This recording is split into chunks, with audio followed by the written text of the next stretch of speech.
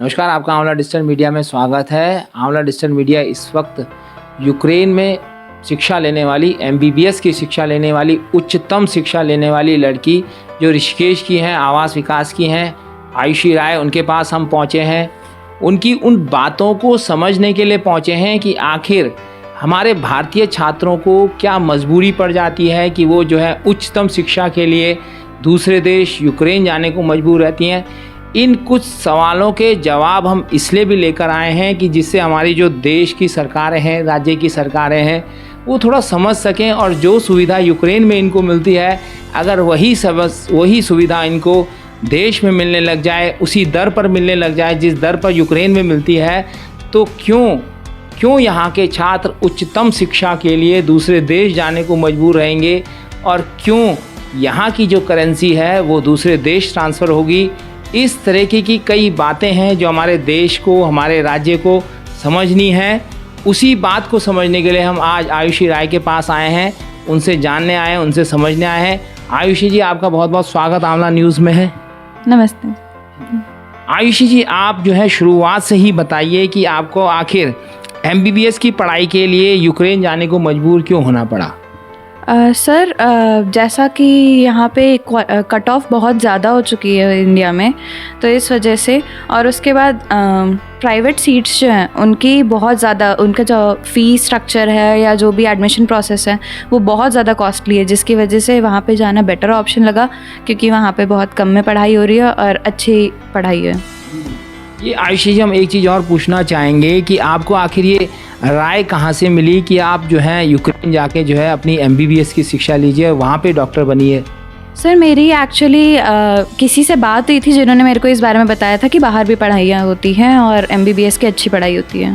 जी, ये आयुषी जी, इसलिए ये जो हमारी बहुत बड़ी समस्या है, इकोनॉमी की समस्या है, हमारे देश जो है, हर व्यक्ति जो है इतना उच्च फैमिली से नहीं आता, उच्च आर्थिक वर्ग से नहीं आता, मध्यम वर्ग फैमिली से आता है, तो इतनी शिक्षा में जो है पैसा इन्वेस्ट नहीं कर पाता, उतना लोन नहीं ले पाता, उतना इंटरेस्ट नहीं दे पाता है।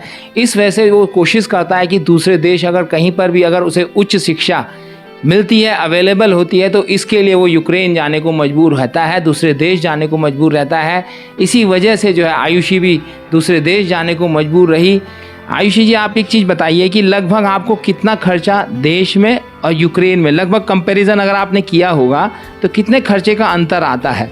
सर, लगभग 3 से 4 गुना खर्चे का अंतर आ जाता है यूक्रेन में रहने में और यहाँ पे MBBS करने में।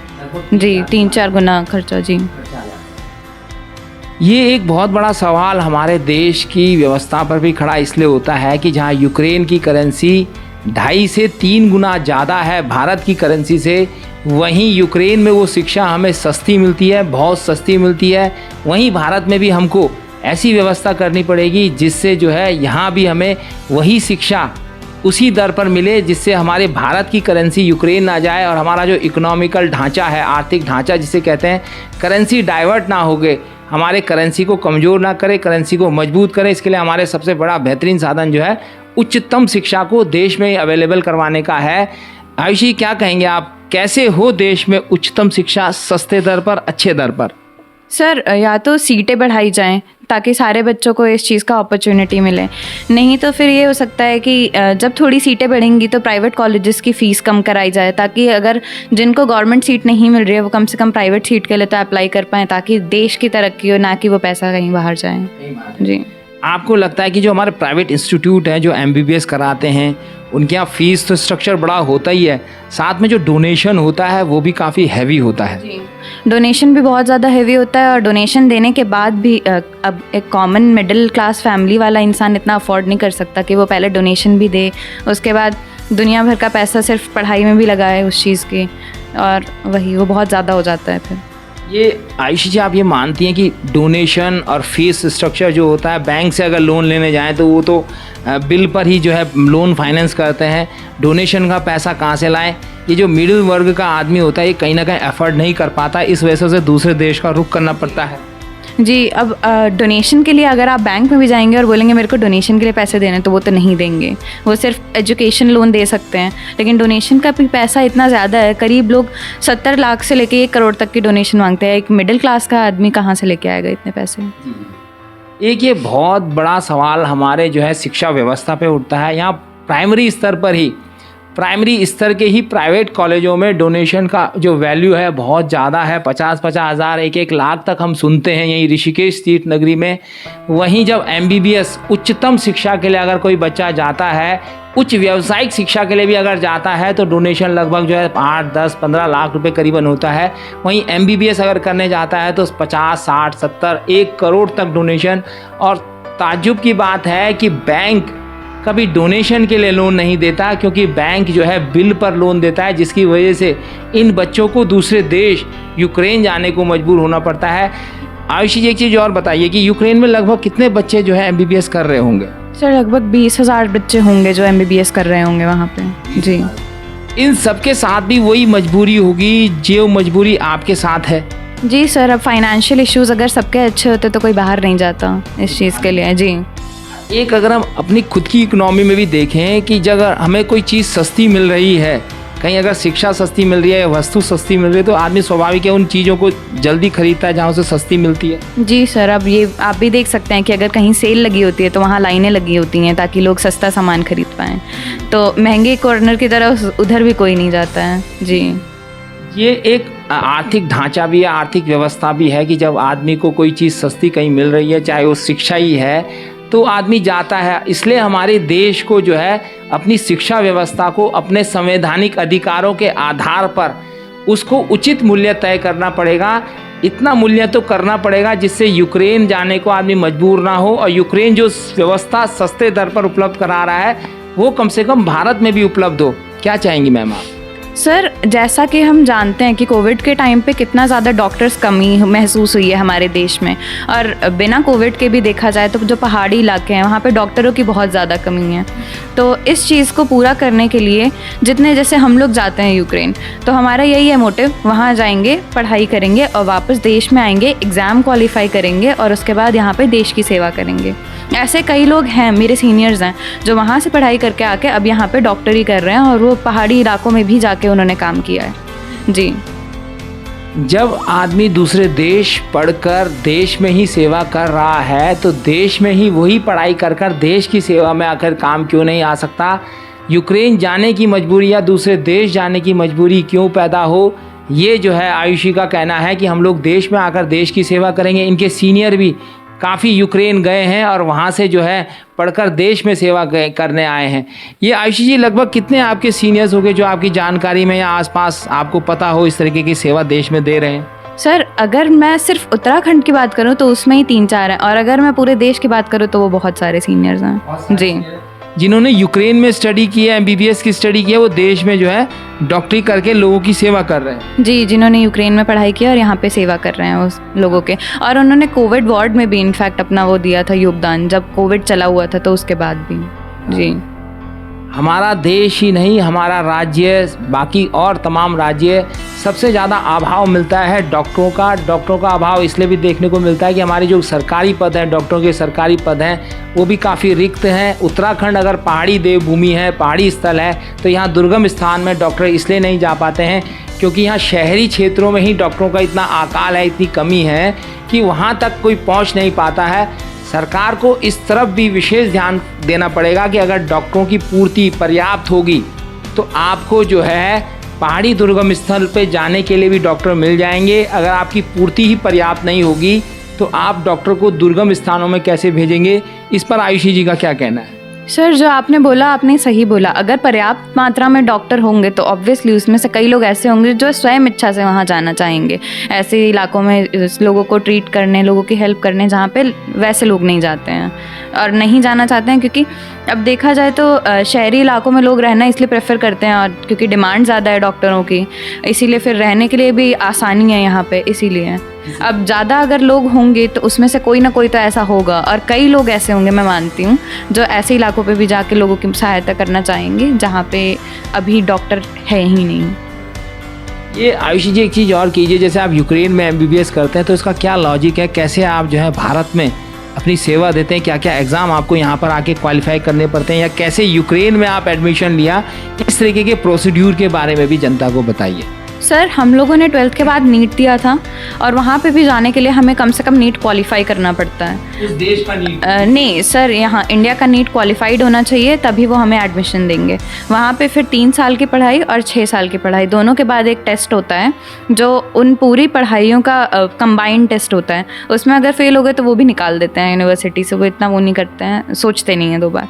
और जैसे ही पढ़ाई वहाँ से 6th ईयर की ख़त्म होती है, इंडिया में आके हमें मेडिकल काउंसिल का एग्ज़ाम देना पड़ता है जो FMGE था, शायद वो आगे जाके नेक्स्ट होने वाला है जी। तो वो एग्ज़ाम क्लियर करने के बाद ही हमें लाइसेंस मिलेगा, जिसके बाद हम प्रैक्टिस कर पाएंगे इंडिया में जी। मतलब आप अगर यूक्रेन में जाके पढ़ रहे हैं तो यहाँ इंडिया में अगर आपको प्रैक्टिस करनी तो यहाँ का एक एग्ज़ाम क्वालिफाई करना पड़ता है, उसके बाद आपको जो है उसके बाद आप प्रैक्टिस कर पाते हैं, डॉक्टरी करने पाते हैं। तो आपको लगता है कि लगभग यूक्रेन का कोई ऐसा बच्चा है जिसने वहाँ पढ़ाई की और यहाँ पर वो टेस्ट क्वालिफाई नहीं कर पाए? क्योंकि इस तरीके की हम अफवाह भी सुनते हैं कि वहाँ के बच्चे क्वालिफाई नहीं कर पाते, इस तरीके की आपने देखा, कहीं सुना, समझा?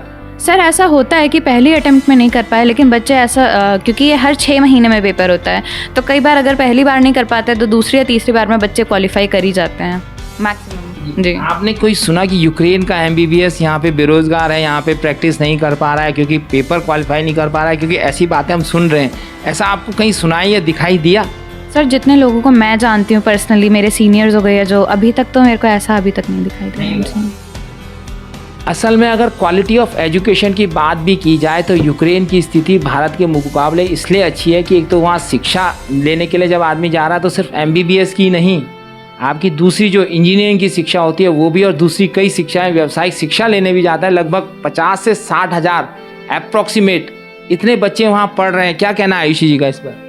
सर इस बारे में यही है कि वहाँ पे बहुत ज़्यादा बाहर मतलब इंडिया से बच्चे बाहर जाके पढ़ाई करते हैं ताकि वो वापस आके अपने देश में सेवा कर पाएँ। आपको लगता है आयुषी जी कि MBBS के अलावा दूसरे ट्रेंड्स भी जो है वहाँ पर आदमी एजुकेशन के लिए जाता है? जी सर, वहाँ पे इंजीनियरिंग के लिए भी जाते हैं लोग, फाइनेंस के लिए भी जाते हैं और बाकी सारे कोर्सेज के लिए भी जाते हैं। आपके साथी कोई मिले आपको वहाँ जो दूसरे ट्रेंड के लिए जा रखे हों एजुकेशन लेने के लिए? सर मैंने ज़रूर सुना है कि इंजीनियरिंग वाले जो स्टूडेंट्स हैं उनके बारे में, मैं ऐसे पर्सनली किसी को नहीं जानती हूँ जी।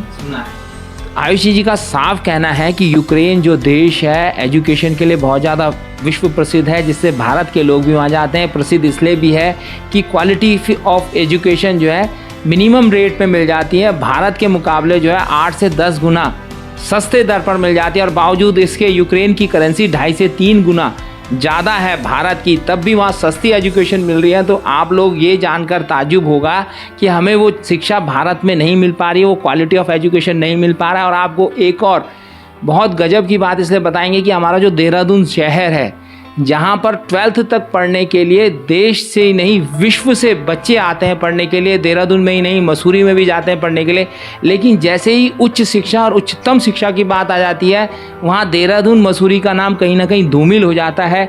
इस बारे में आयुषी जी क्या कहेंगी?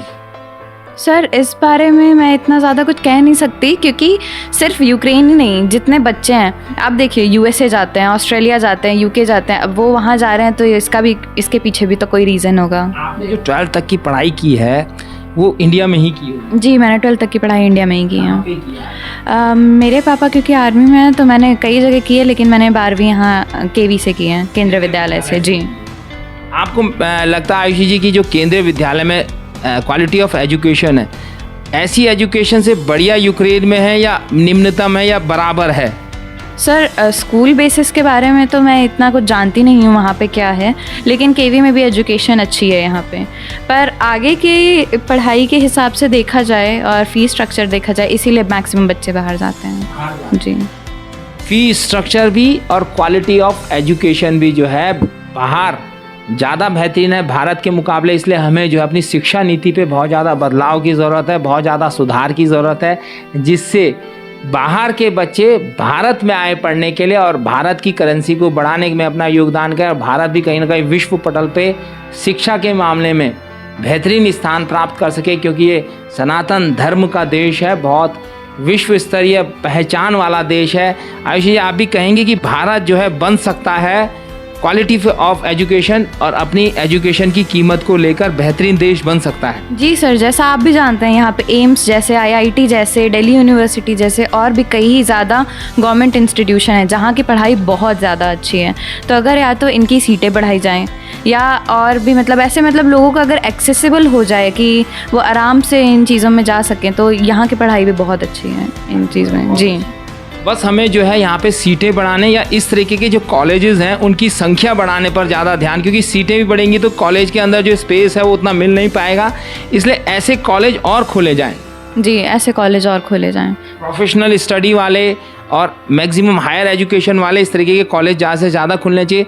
और जो मैम एक और बात आपके सामने आएगी, जो प्राइवेट इंस्टीट्यूट है उनकी जो फीस स्ट्रक्चर है, डोनेशन स्ट्रक्चर है, उस पर भी जो है ध्यान देने की ज़रूरत है। जी सर, अगर डोनेशन स्ट्रक्चर ही नहीं होता तब भी कई बच्चे अफोर्ड कर पाते प्राइवेट स्कूल में पढ़ाई करने के लिए। प्राइवेट एजुकेशन भी क्योंकि डोनेशन ही इतनी ज़्यादा हो जाती है कि उसके आगे कोई सोच ही नहीं पाता है। अगर डोनेशन वाला सिस्टम ख़त्म हो जाए और उनकी पढ़ाई की जो फ़ीस है वो थोड़ी कम हो जाए, जो नॉर्मल इंसान भी अफोर्ड कर सकता है, तब बहुत अच्छा रहेगा। जी, ये हमारे साथ आयुषी जी थी जिनसे हमने विशेष वार्ता सिर्फ इसी संदर्भ में की कि हमें चर्चा करनी चाहिए, और हमारी आप लोगों से भी राय है कि कमेंट बॉक्स पे इस महत्वपूर्ण विषय पर अपनी राय जरूर रखें, क्योंकि यह राय आपकी कहीं ना कहीं राज्य सरकार, केंद्र सरकार तक भी पहुंचेगी, जिम्मेदार अधिकारियों तक भी पहुंचेगी, आईएएस वर्ग जो हमें सबसे उच्च बौद्धिक वर्ग कहा जाता है उन तक भी पहुंचेगी, जिससे वो देश के बच्चों को देश में ही अच्छी, बेहतरीन, उच्च गुणवत्ता वाली और सस्ती, सुलभ शिक्षा उपलब्ध करवा पाएँ। ये जो डोनेशन वाली शिक्षा है इससे थोड़ा सा दूरी बनाते हुए चलें। प्राइमरी स्तर से लेके उच्चतम शिक्षा तक हमें ज़रूरत है। प्राइवेट स्कूल इंस्टीट्यूट को जो ज़रूरत है वो सरकार से पूरित की जाए, ना कि डोनेशन के आधार पर उसे पूरित किया जाए। उस पर फीस स्ट्रक्चर पर भी अगर उन्हें थोड़ा और सुधार करने की ज़रूरत है, उस पर भी ध्यान दिया जाए। पर ये डोनेशन नाम की जो एक जहर जो है देश के अंदर भर रहा है, कहीं ना कहीं उसे निकालने की ज़रूरत है, उस पर बहुत नियंत्रण लगाने की ज़रूरत है, जिससे हमारे देश के बच्चे देश में बढ़ सकें।